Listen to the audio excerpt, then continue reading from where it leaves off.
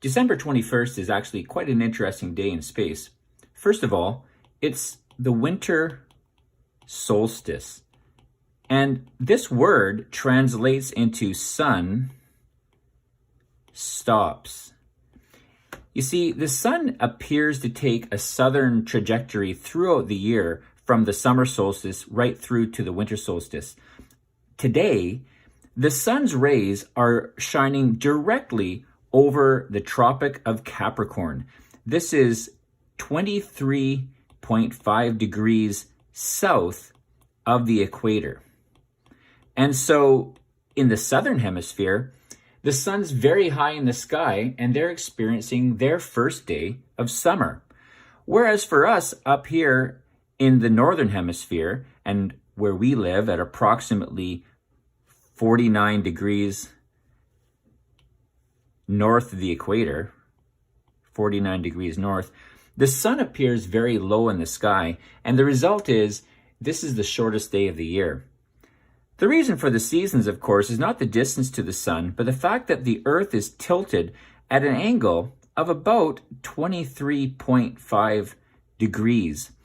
Some say that the reason that is because something very large, perhaps about the size of Mars, struck Earth almost 5 billion years ago, tilting it over and in fact ejecting the material that eventually became the moon. Right now, this is where we are.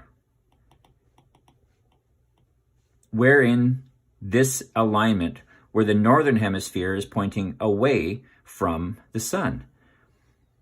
As the seasons progress, we will eventually move to this position where we call this an equinox.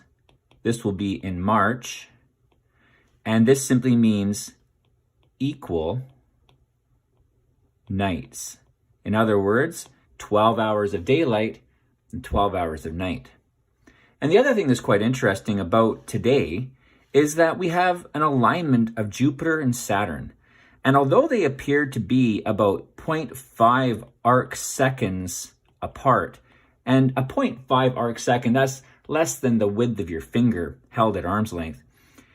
The reality is the planets are very, very far apart. Jupiter is almost 6 astronomical units away from the sun, whereas Saturn is almost 12 astronomical units from the sun. So the difference is enormous.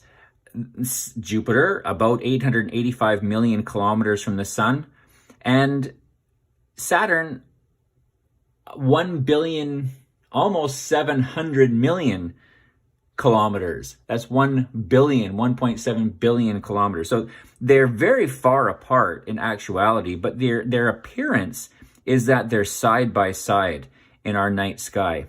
Now, unfortunately, the West Coast weather has a lot of rain in the forecast, and we won't see this live tonight, but they'll remain in this alignment for the next few days, and you'll surely get at least one clear night that you can go out and take a look.